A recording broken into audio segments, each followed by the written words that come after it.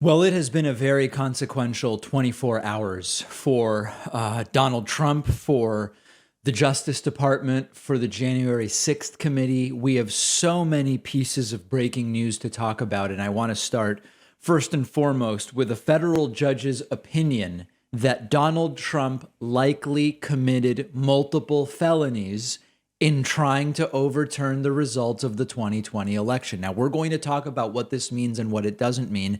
And many of you correctly writing to me and saying, David, wait, a judge determines whether Trump is guilty? Doesn't a jury do that?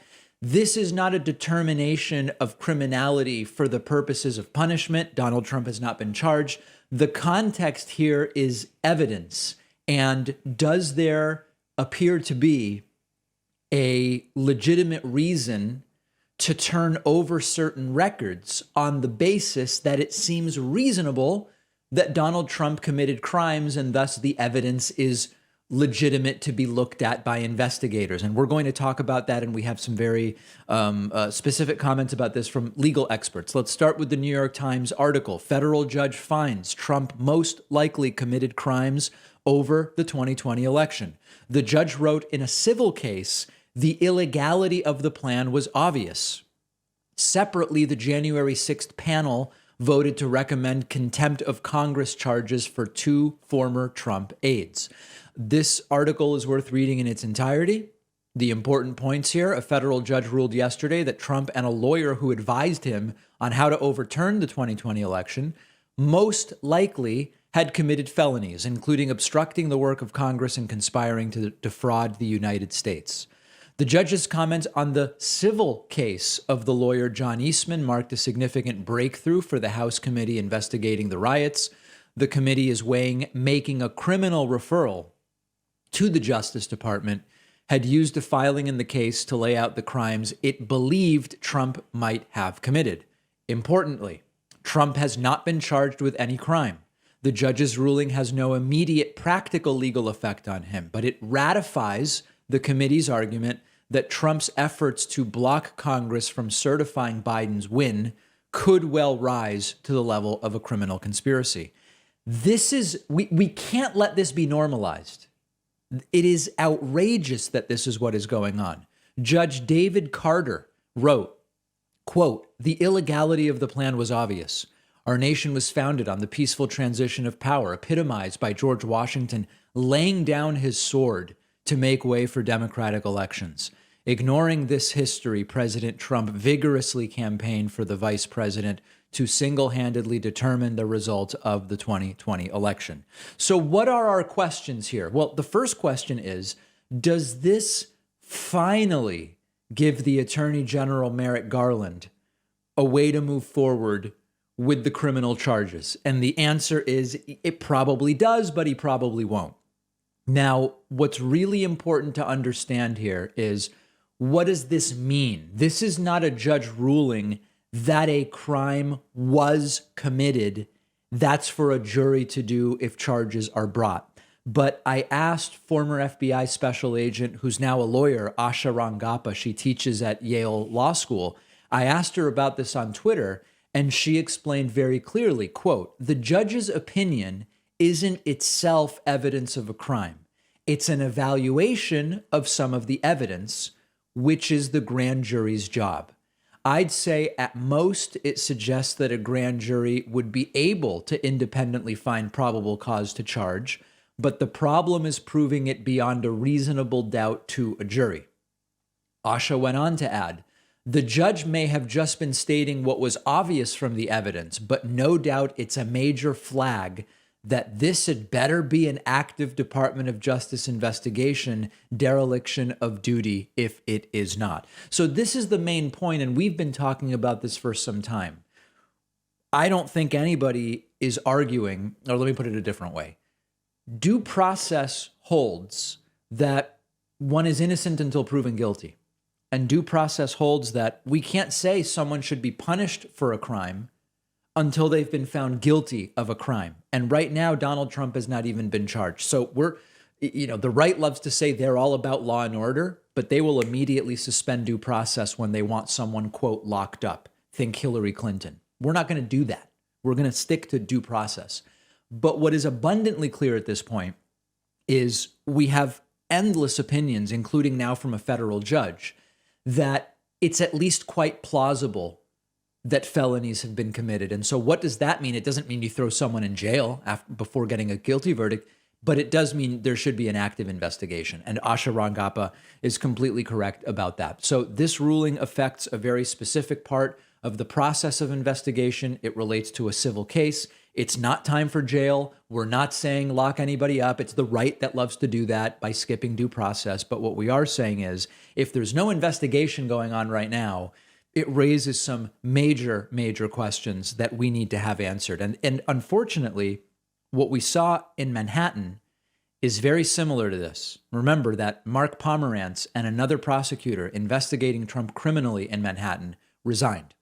And initially, many on the right were saying they resigned because they knew that it was all bogus and there was nothing to investigate. No, we speculated, and it's since been confirmed, they resigned because they actually thought, wow, Trump did commit crimes, and it doesn't seem there's any interest in actually charging him.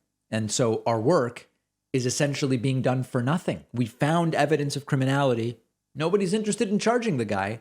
I'm out of here. That's what happened. So we're seeing the same story.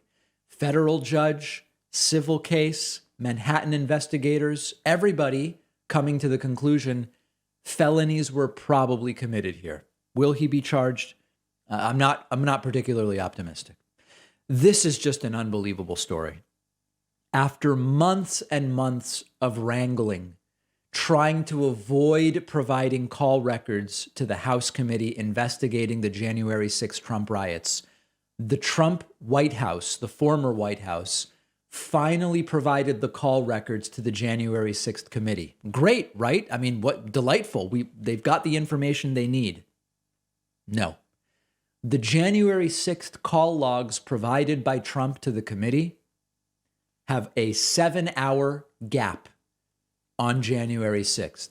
The key hours during which it is crucial and critical to understand who was Trump speaking to. Now, there's a second layer to this, which is they may have had phone calls that they never put in the log. So there's kind of two layers of accountability. The first is give us the log so we can see who you spoke to. That assumes the logs are accurate. And I would not assume that with this former administration. But the next part of it is, of course, well, do the calls even reflect what they should reflect? Washington Post report, very good report by Bob Woodward and Robert Costa. January 6th White House logs given to the House show a 7-hour gap. Wow. The House Select Committee is now investigating whether it has the full record and whether Trump communicated that day through back channels, phones of aides, or personal disposable phones. Now, Trump is claiming he doesn't know what a burner phone is. I don't believe that for a second. We're going to get to that in a moment. Read the whole article. We're linking to it. Internal White House records from the day of the attack that were turned over to the House Select Committee show a gap in Trump's phone logs of 7 hours and 37 minutes, including, what a surprise, the period when the building was being violently assaulted, according to documents obtained by the Washington Post and CBS News. The lack of an official White House notation of any calls placed to or by Trump for 457 minutes. Look at the time here, from 11:17 a.m. to 6:54 p.m. I'm trying to think, what was going on during that time? Oh, right. That was exactly when the Capitol was taken over by violent insurrectionists attempting to overturn the results of the election. Well, during that time, we don't have the logs. That means the committee has no record of his phone conversations as his supporters descended on the Capitol, battled overwhelmed police, and forcibly entered the building, prompting lawmakers and VP Mike Pence to flee for safety. The 11 pages of records, which consist of the president's official daily diary and the White House switchboard call logs, were turned over by the National Archives earlier this year. The records show Trump was active on the phone for part of the day, documenting conversations with at least 8 people in the morning and 11 in the evening.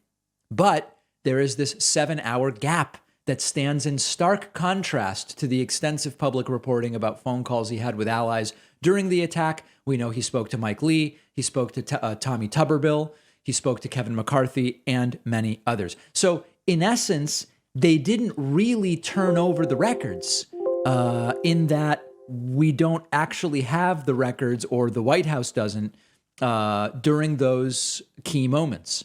Now, I want to talk about this burner thing. This is now from a CBS News article. Remember that this was a kind of joint report from Washington Post and CBS. The House panel is now investigating whether Trump communicated through back channels, meaning he could have used other people's phones or personal disposable phones known as burner phones. Look at this. In a statement Monday night, Trump said, "I have no idea what a burner phone is. To the best of my knowledge, I have never even heard the term." Does anybody believe that? Does anybody believe that Donald Trump doesn't know what a burner phone is? I know he's not the brightest, but there is no doubt that he knows what a burner phone is. The stuff that Trump has been up to for so long. Now, is it possible he doesn't know it by that name? He knows it as a disposable phone. I don't know, guys. Maybe, but this is not believable. And when we talk about, remember when we spoke about the Ukraine fiasco that led to the second impeachment? Remember when we spoke about the entire Russia probe, quite frankly? As I've said before, if from the beginning of the suspicions about Russia, the Mueller investigation, the entire thing, much of what took place was self-inflicted harm done by Trump. If Trump hadn't gone public and tweeted all sorts of things that attracted more attention to the story, if Trump hadn't gone overboard in his denials, and then it came out, actually, they met with all of these Russian individuals and all these different things, the investigation would never have become what it was. And similarly, when it comes to January 6th, it is increasingly plausible that had Trump just cooperated and not called attention to the fact that he's obviously trying to cover up the full scope of what he did and what he said and who he spoke to that day, this also likely would not be as big as it is.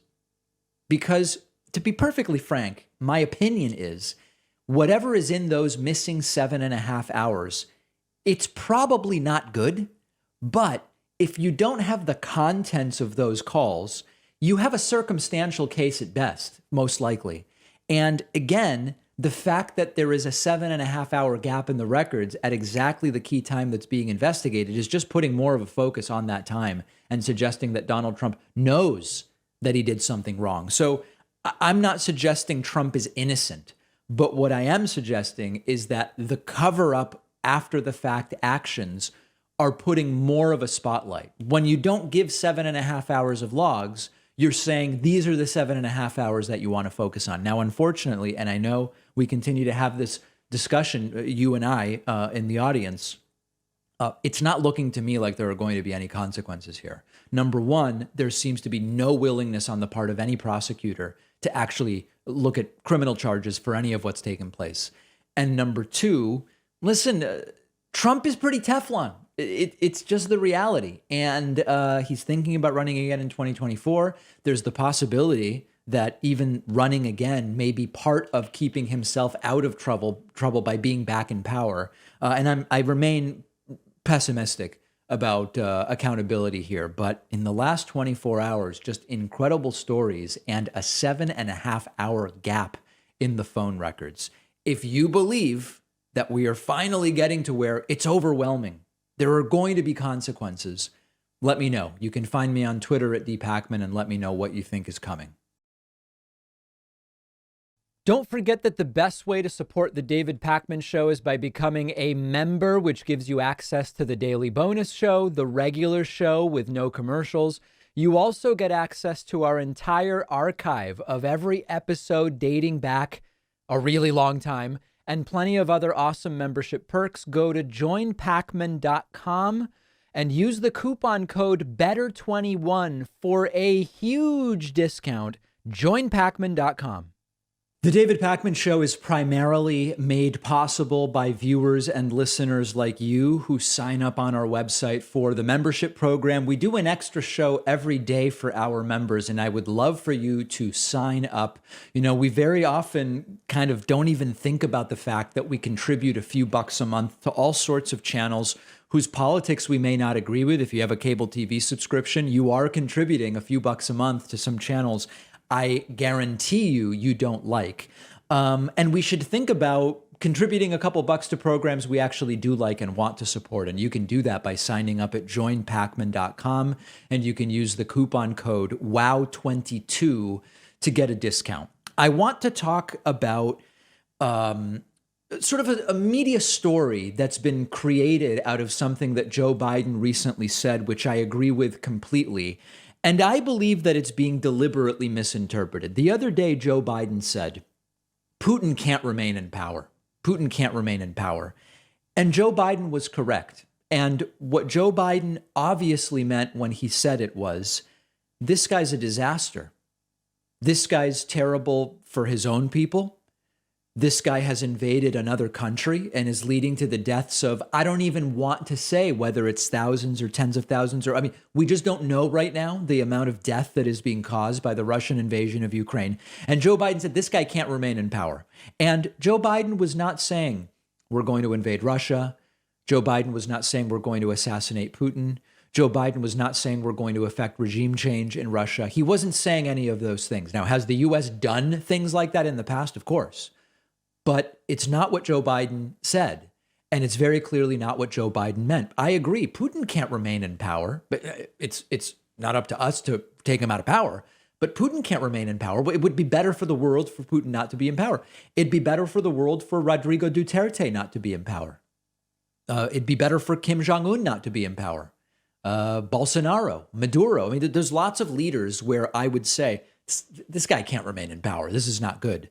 But that's different than we're going to take them out, or U.S. imperialism is going to affect regime change, or any of those things. Well, yesterday, Joe Biden did an event where he announced his new budget and billionaire tax that we spoke about on the bonus show. He took about 10 or 11 questions from reporters, and almost all of them were versions of the same question. Wasn't it wrong for you to suggest you're going to take Putin out? And of course, that's not what Joe Biden said. So let's look at some of these examples. And this is a perfect example of, I know that these reporters understand. That's not what Joe Biden meant. Joe Biden didn't say, I want to invade Russia. I want to remove Putin. I want to assassinate Putin, or any of these things. Joe Biden just said, this guy can't remain in power for the good of the world. Whoop, and I even lost my headphones because I'm gesticulating so wildly. So let's start with the first one here. Here is Kelly O'Donnell from NBC. Kelly O'Donnell, NBC. Thank you, Mr. President. Do you believe what you said? Thank you, sir. Do you believe what you said, that Putin can't remain in power? Or do you now regret saying that because your government has been trying to walk that back? Did your words complicate matters? Well, you asked 3 different questions. I'll answer them all. Number 1, I'm not walking anything back. The fact of the matter is I was expressing the moral outrage I felt toward the way Putin is dealing in the actions of this man, just brutality. Half the children in Ukraine. I just come from being with those families, and so. But I want to make it clear: I wasn't then, nor am I now, articulating a policy change. I was expressing the moral outrage that I feel, and I make no apologies for it. Personal feelings? My personal feelings. Secondly, you asked me about. Well, what was the second part? Complicate the diplomacy of this moment. No, I don't think it does. You know, the fact is that we're in a situation where what complicates the situation at the moment is the escalatory efforts of Putin to continue to engage in carnage, the kind of behavior that that makes the whole world say, "My." All right. So I think you get the point. He's not saying there's a new policy. He's not saying we're invading Russia. He's not saying any of those things. He's just like, this guy can't remain in power. And this is really one of those cases where media is seizing on something and there's really nothing there. Next, we'll go to Peter Doocy from Fox, who, by the way, for all of the adversarial questions that Peter Doocy asks, Joe Biden keeps calling on him at almost every press avail. Let's listen. Thank you. Thank you very much. I know you're going to ask a really nice question. Well, it's an important question, I think. Are you worried that other leaders in the world are going to start to doubt that America is back if some of these big things that you say on the world stage keep getting walked back? What's getting walked back? It made it sound like, just in the last couple days, it sounded like you told U.S. troops they were going to Ukraine. It sounded like you said it was possible the U.S. would use a chemical weapon, and it sounded like you were calling for regime change in Russia, and we know... None of the three occurred. None of the three occurred? None of the three. Mr. President? You interpret the language that way. I was talking to the troops. We were talking about helping train the troops that are the Ukrainian troops that are in Poland. That's what the context. I sat there with those guys for a couple hours. That's what we talked about.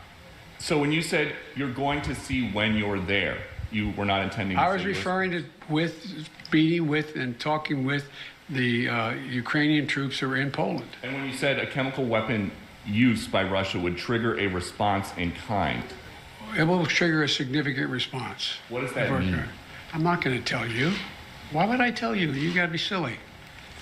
The world. Okay, so that's on the first 2 points. And then Biden again going on to address this question of regime change. Regime change. You were calling for regime change, and of course he was not. And every reporter asking this, it's like they smelled blood in the water and they could ask nothing else. Back to your original words that he cannot remain in power. Can you help us understand? You have more foreign policy experience than any president who's ever held this office. Right.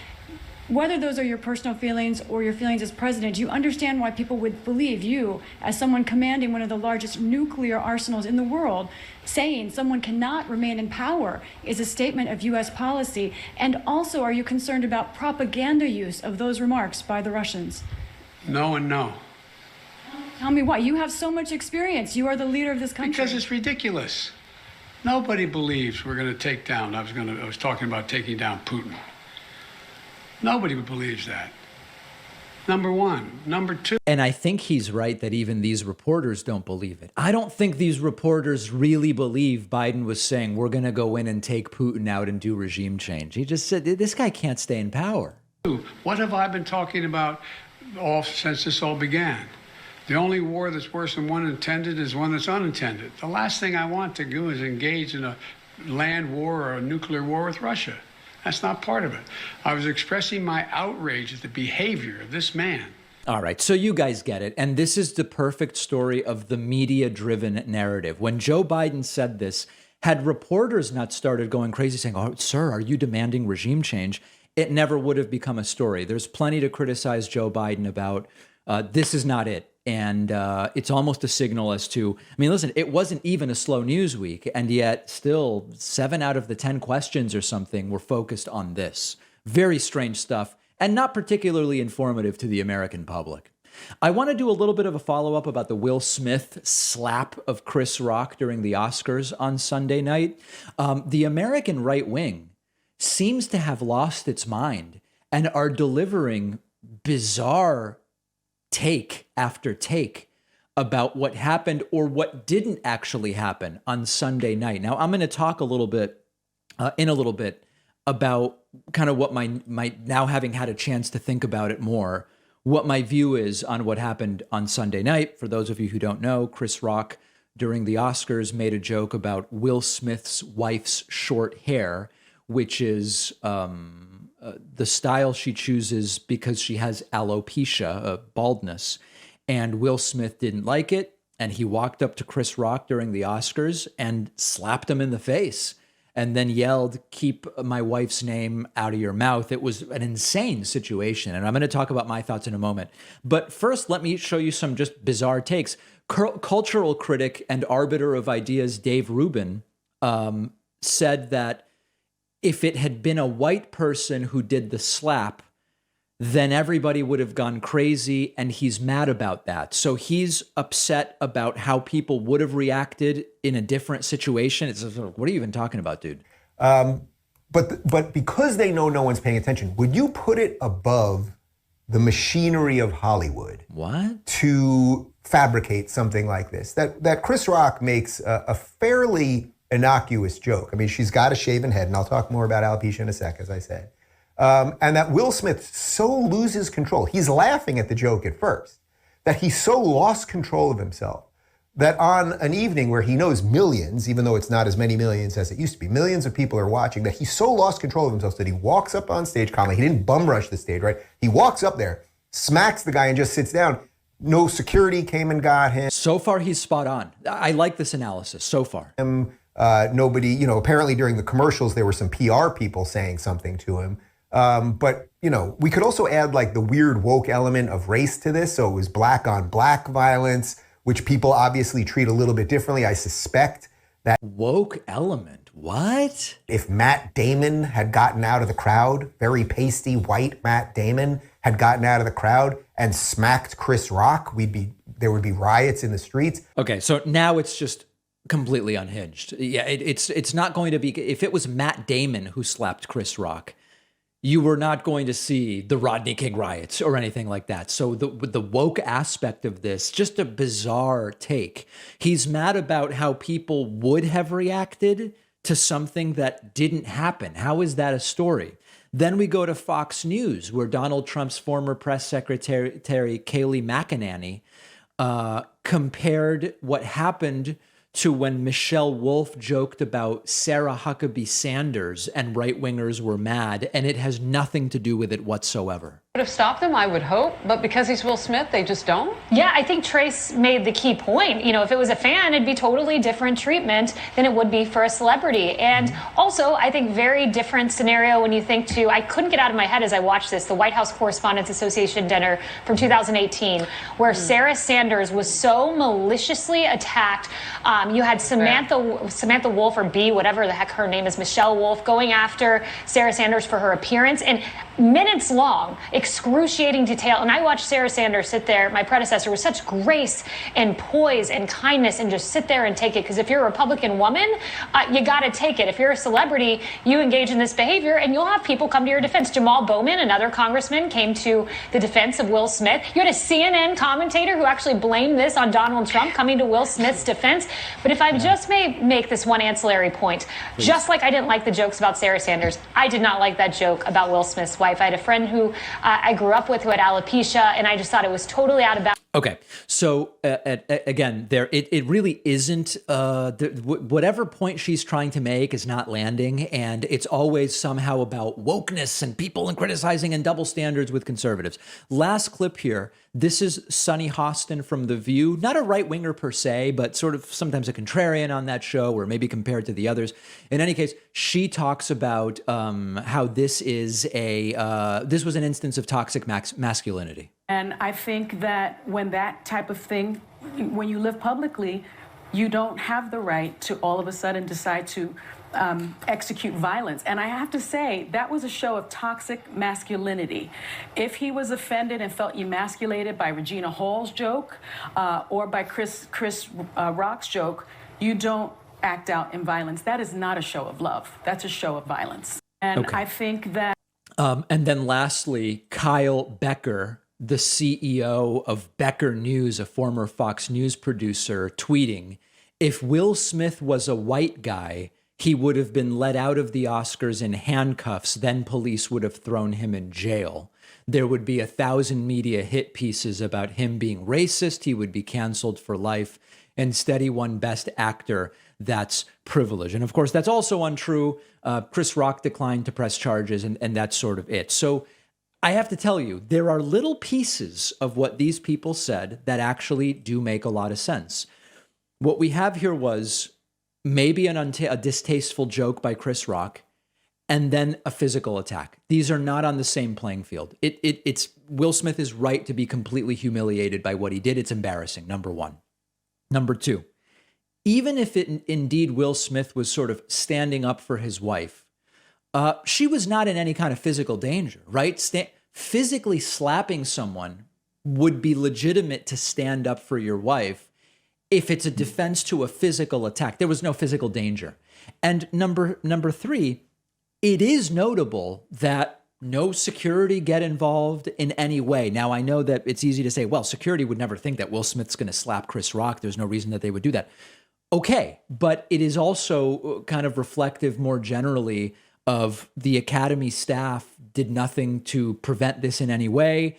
They didn't make any effort to explain why Will Smith stayed in the building after a physical attack. The physical attack is completely out of bounds. And as a big Will Smith fan myself, he should be completely humiliated by what happened here. At the end of the day, this whole thing about, well, the joke was very off color. I don't disagree. The joke was off color. You're sitting in the front row at the Oscars. This is what happens at the Oscars. There's a roast element. There's a roast aspect to this. These people make millions and millions of dollars. You can take a bad joke. You don't need to go and physically slap someone. And Will Smith is unilaterally in the wrong there. We'll have these clips on our Instagram at David Pakman Show, where you can also let me know your thoughts about my analysis. If you value what we do at the David Pakman Show, remember to support us on Patreon. Go to patreon.com/David Pakman Show, where you can get access to behind the scenes videos, the daily bonus show, the commercial-free daily show, as well as special discounts on merch, including hats, hoodies, mugs, and t-shirts. You can support the show for as little as $2 a month. Check it out at patreon.com/David Pakman Show. Today, we're going to be speaking with Claudia Goldin, who's a professor of economics at Harvard University and author of the new book, Career and Family, Women's Century-Long Journey Toward Equity. It's really great to have you on today. I appreciate your time. I'm pleased to be here. So I think maybe to start our conversation, it might be interesting as you catalog in the book to talk about some of the catalysts over the last 100 years that have led women to enter the workforce in greater numbers now than at any previous time. Can you talk a little bit about kind of the main highlights on these last 100 years? Certainly. So to begin with, in fact, the most important change in the labor force in almost every country in the world has been the increase of women in the workforce. So this decision is sort of made by considering what we call the opportunity cost of being in the household. So when paid work is more remunerative, it's worth more relative to home production. You exit that household and you go to work, and this can come about because real wages increase. It can also come about because household production has better alternatives. All you have to think about is what it would be like to bake bread yourself rather than buying it. Of course, lots of people bake bread and they do a very good job. But it might also be furthered when social norms and traditions change. So you asked about the catalyst. So technological change of lots of different types did it. So the most important ones are the ones that decreased the importance of what we call brawn work. Now, I'm really strong. I'm stronger than my husband, I know, but there are a lot of men who are stronger than I am. And it increased the value of brain work. That's really very important. So, and then there are the technologies that made homes cleaner and their care less labor intensive. We forget about the fact we take for granted that we have clean water and sewage removal, we have flush toilets and central heating and household electricity. And finally, there are those that enabled women to control their fertility. It's really very, very important. And that led to an enormously large increase in the age of first marriage in as late as the 1970s, when the birth control pill finally diffused among young women. So those are the main ones. You have spoken about, in the new book, you talk about the significantly increased rate of women who get college degrees. And at a very top level, we know that at least right now, this may change, but at least right now, people with college degrees have higher lifetime earnings. Can you talk a little bit about the educational component to this as well? Sure. So I think that you're asking why it is that women versus men get more degrees. So the returns are extremely high. On the margin, all these, the vast majority of individuals who don't get a college degree would do much better if they did. That's not true for everyone, but it's true on the margin. But first, a few important facts that are generally not known. There have been more female college graduates in the U.S. than male college graduates since around 1980. So therefore, it didn't happen yesterday. It didn't even happen 10 years ago. It began, believe it or not, 40 years ago. The second fact of importance is that when high school graduation was a really important milestone, and when just 10 to 20% of the nation's young people would cross that threshold, and I mean like in the first quarter century of the first quarter of the 20th century, women were the vast majority of high school graduates. Okay, that's an important fact. And the third fact is that there are more female than male college graduates in virtually all the rich countries in the world. And even in the poorer countries, women are increasing their numbers relative to men. So to understand what's going on, we have to take all of this into consideration. So two facts or two notions. The first is that work for men is still partially brawn driven. So guys can still do construction work. Go to any construction site. How many women do you see? Very, very few. And so men, even without a college degree, can still find work that we used to call good work. It's become less and less good, although the demand for non-college graduates today is very hard. And the second point is that men, let's call them males because most of them are very young, don't get their act together until later in life. And this is reflected in just a host of risky behaviors, from drugs to crime to those that result in their own bodily harm. And so those who study psychology and genetics can point to some of the underlying reasons. And it means that the boys don't write their college essays on time, and they don't apply on time, and they don't go. When we talk about this issue with most Americans who are sort of centered in the political debates of our time, a lot of the factors that you're talking about to build up this foundation of our understanding of the dynamics of the workforce often get sort of tested by the final output, which is what does pay look like, and questions of pay disparity. And for a very long time, this idea of the 77 cents on the dollar was being floated about. About 8 years ago, we did a kind of deeper dive into this, and some of your research was actually part of what we use to figure out what a maybe more accurate number is. And it seems that the 77 cent number is simply not an accurate number. From what I'm recalling now from the research, it seemed to be closer to 92 cents on the dollar, some part of which might be due to discrimination. Can you talk a little bit about that piece? Okay. I know this is a huge can of worms. I understand.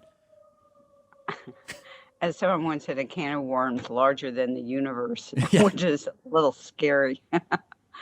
So the first thing is that, first of all, it's not 77, it's 82, I believe. But it is an accurate number for something. Everything's an accurate number. If I told you the price of apples, in the corner store, that would be an accurate number for the price of apples at the corner store. It may not be the correct number for the price of apples in San Diego or in Omaha. So that's part of the issue. So it is constructed by taking everyone in the current population survey, taking their weekly earnings for men and women, and using only those who are full-time year-round, so that sort of standardizes in some manner, not entirely, and then takes the median for women and the median for men and divides. That's a number. It's an accurate number for what it's doing. Okay, here's the inaccuracies. The inaccuracies are that for each woman, the amount that she receives relative to men changes over her lifetime. We know that. We know that for relatively young men and women, their earnings are pretty similar. If I look at what happens to college graduates or law school graduates, when they first leave, their earnings are very similar. And then over time, they diverge, and they diverge a tremendous amount for those at the highest end, the professionals. So lawyers, two lawyers might both go to a Park Avenue law firm, and then they marry, they have kids, and they realize it's unsustainable. And so what happens is that it's often the case that the woman will remain a lawyer, but move to a firm that's smaller and less demanding, less greedy. The difference between their earnings, that ratio isn't 77, it's not 92, it's often 64, but we generally don't observe in census data, since we're narrowing this, we're looking at the medians. These are the very, very upper tail. If we looked at the lower tail, then they're going to be far more similar. It's almost ironic. I've often been asked, isn't the gender gap wider at the bottom? And I said, how can it be wider at the bottom? We've got a bottom that's limited by the minimum wage. So it's not as if you have so much room at the bottom. You have a tremendous amount of room at the top. And so that's the issue. So it is a correct number, but it's not a number that's going to tell us a lot about what's happening to the individuals as they go through their life cycle. That's very interesting. So, and with your study being in economics, you're able to explore a number of different ways of measuring this depending on what is the question that we are sort of trying to answer. And then it seems that a second layer on top of this would be if one wants to ask political questions or societal questions about discrimination, we need to be very careful about what are the numbers that we're considering, it sounds like. Absolutely. I mean, it's my sense that there's no question that there are disparities that we should eliminate. There's sexual harassment, there's disparities in terms of the ability of individuals to go to a supervisor and ask for a raise. There's real discrimination. But it's my sense, and we have a lot of information that shows this, that even if we eradicated all of that, and I hope we do eradicate all of that, it's not going to close the gap, because much of the gap is due to this notion of greedy work and the fact that in couples that are different sex couples, they often abandon gender equity, as I just said with the couple who graduated from law school. And when they abandon couple equity, they throw gender equality under the bus with it. When you in the book talk about various anti-discrimination laws, training for people in managerial and supervisory positions, my understanding and my reading of it is you do find that these initiatives are valuable, but that they're not necessarily enough. Is that fair? Yeah, I would say that it's not that they're not necessarily enough. They're not really getting to the main problem. And if we really want to fine tune or ascertain the problem, it seems there's a number of components to some degree. I mean, you talked about the dynamic within opposite sex couples and career choices that exist there. You talked about the difference between what we might consider higher wage jobs rather than middle or lower wage jobs. Can you talk to us about some of the other specific points that should be looked at when we are trying to identify exactly what the problem to be addressed is? Certainly. So the problem in many ways is that a lot of work is very greedy. And so when individuals, couples are making these choices, they can, and they have care responsibilities. They can both take the more flexible job that allows them to respond to emergencies, that allows them a certain amount of flexibility without penalty. But if they do that and the world is very greedy, they're leaving a lot of money on the table. It's really as simple as that. Greedy jobs also impact those at the lower end, but that's a somewhat different story. But it's really the case that for many couples, they're faced with a difficult problem as to whose career is going to get the upper hand, let's say. But at the same time, there's no question that both members of the couple lose out, because men lose out of the joys and of seeing their family in the same amount of time that women do, and women lose out because their careers are in many ways lowered, and they're lowered for their lifetimes. Last thing I want to ask about programs like universal pre-K, publicly funded childcare, et cetera. It might seem as though if these are funded through taxes and they provide both parents, for lack of a better term, with a more equalizing opportunity to remain in the workforce in a more engaged way, it would seem as though programs like that might have an equalizing force. Is that the case? Yeah, so let's think about it. There are three types of solutions. One is to lower the price of these flexible jobs, make them more productive. That's the one that I spend a lot of time on. The second one is to lower the price of care of children, of not just children, but of the elderly. And that's another set of issues.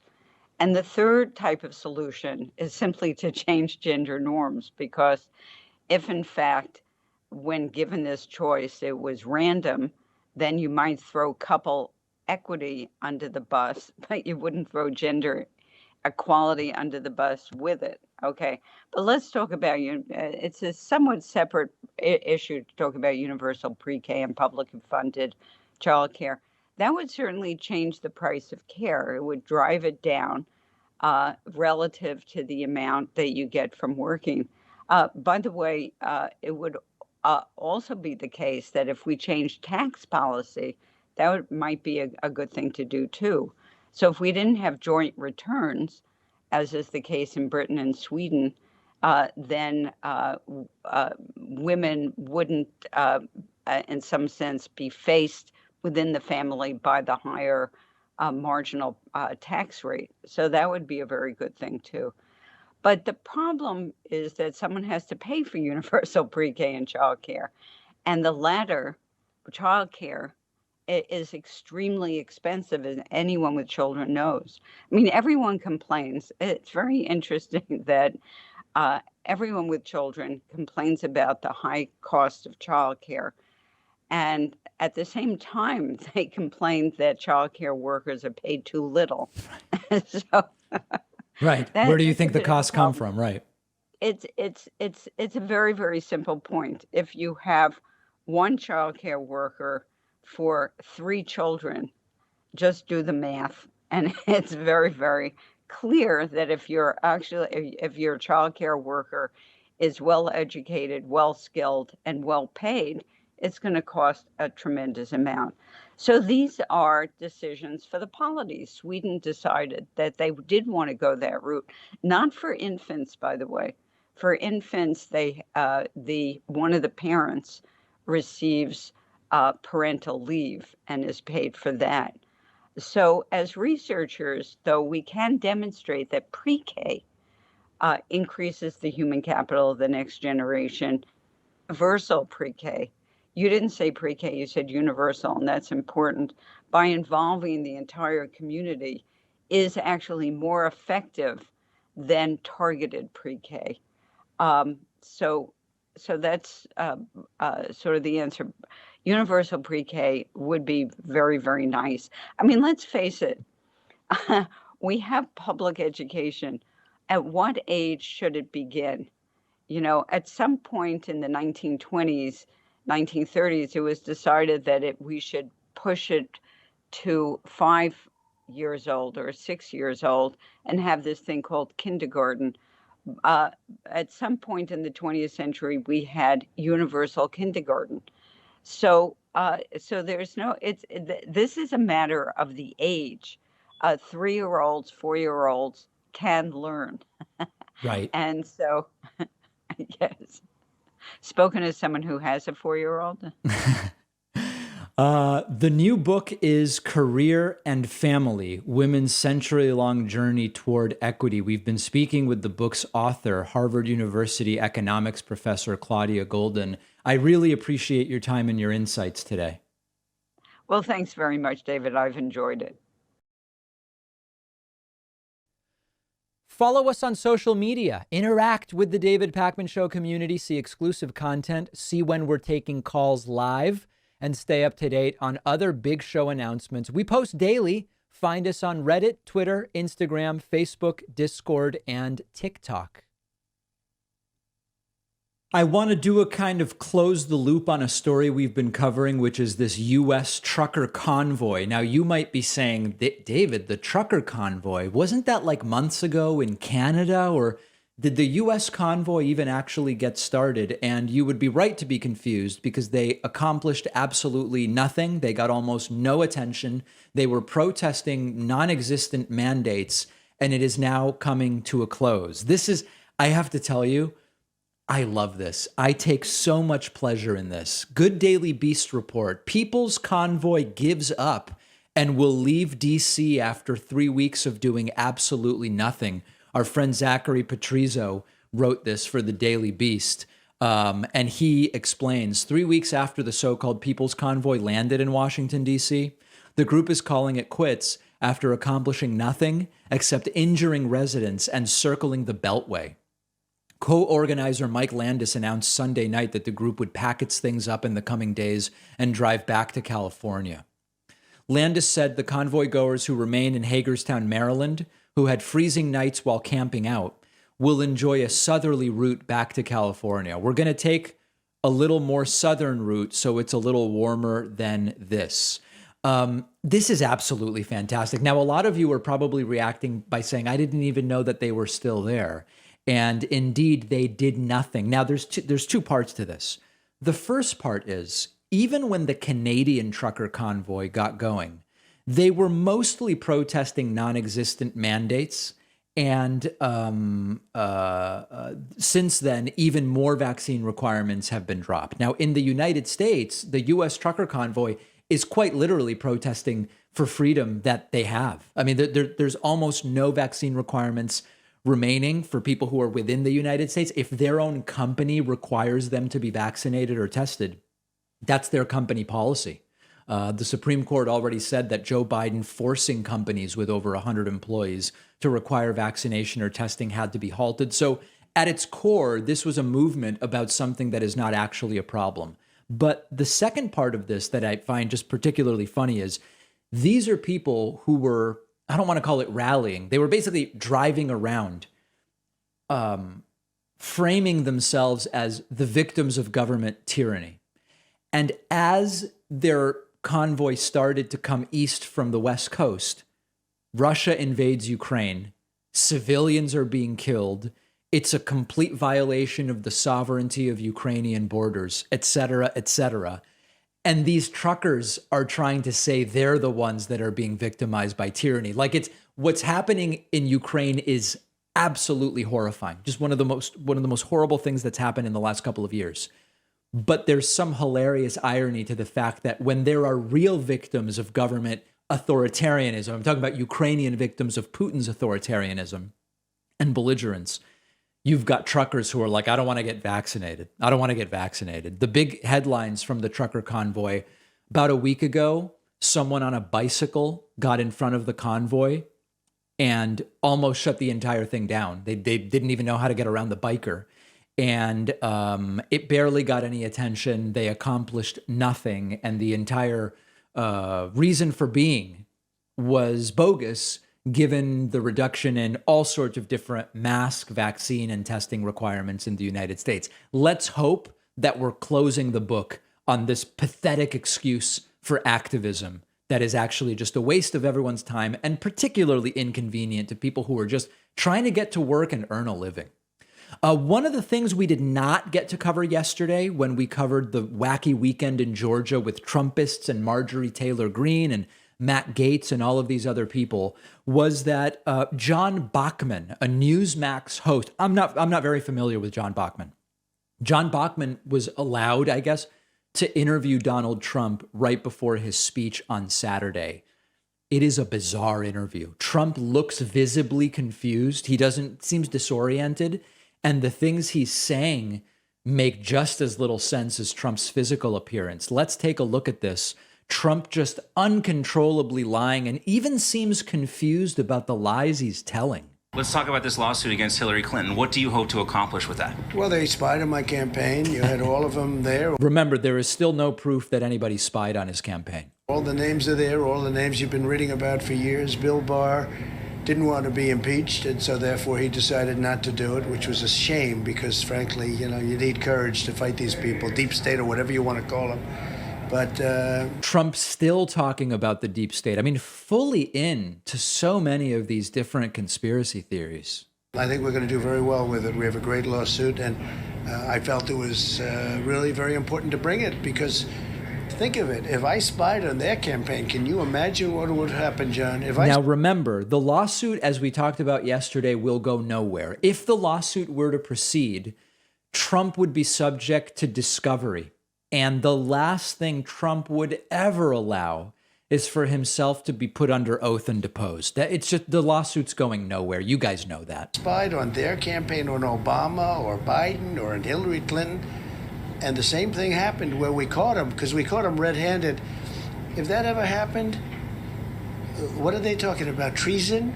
Are they talking about the rest of your life in jail? Are they talking about death penalty? And these people can't be allowed to get away with this stuff. Right. So Trump suggesting that something that didn't happen is actually treason. Trump then seemingly blaming Joe Biden for Putin maybe using nukes. I mean, this is bizarre stuff. Let's also talk about Russia and Ukraine.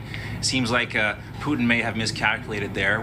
What is your assessment of where things stand right now with Putin's invasion of Ukraine? Well, you never know. I can tell you the country is just in shambles. You look at these cities, they've been bombed and they've been blown up, and it's going to take 50 to 100 years to rebuild them. And so many people have been killed. So many people have been killed and horribly wounded. But I will tell you that it should have never happened. This would have never happened had the election not been rigged. This would have never happened. He would have never in a million years have done it. So it's very sad. When I watch it, it's sad because this is something all those people should be living now. They should not be dead. Do you think Putin would use nuclear weapons? When you put them into a corner and when you talk the way they're talking, they're talking weak and yet they're almost giving him an incentive. They're handling him very badly, in my opinion. I think that Biden apologized again today. He's apologized every time he makes a speech. He apologizes 3-4 times a day for everything he says. Look, we have people that don't know what they're doing. Yeah. So anyway, if Putin uses nuclear weapons, it is not going to be Joe Biden's fault. And then lastly, Trump commenting on approval ratings. I have no idea if he's going to run. I can't imagine he does well. He's got the lowest approval rating in history, in the history of a president, which is pretty low. And if he does, and if I decide I'd love to run against him, I can tell you who would be better. Now, of course, Donald Trump's approval ratings at this point in his presidency were lower than those of Joe Biden. So quite literally all lies. It's lies all the way down. And Trump just is seeming very confused when you look at him and when you listen to him. It's all very bizarre. We have a voicemail number. That number is 219-2-DAVID-P. Our friend Billy Harrison called in. He really thinks Keystone XL would lower gas prices. Listen to this. David Pac-Man. Yeah. Billy Harrison again. You're saying President Biden, or any president for that matter, has nothing to do with the price of gas. Almost nothing to do. I've explained the 3 things presidents can do. So, I've called you several times to debate. Seems like you never play my clip. I actually have played a number of Billy's clips. A voicemail on your show, I wouldn't either if I was you because I'd make you look stupid. Right. But Mr. President, it has nothing to do with gas prices. Yet, Joe Biden, first day in office, counts the Keystone Pipeline. That's one way he affected gas prices. Yeah, no, unfortunately, that's not true. Remember, Keystone Pipeline phases 1 through 3 are up and running. What Joe Biden did was stop construction of the 4th phase of Keystone XL. Keystone is not an oil field. It's only a pipeline. It's a way to transport the oil. The oil is still coming in. It's just coming in through other means. And the best estimates we have are that phase 4 of Keystone XL, when completed, and it wouldn't even be done now.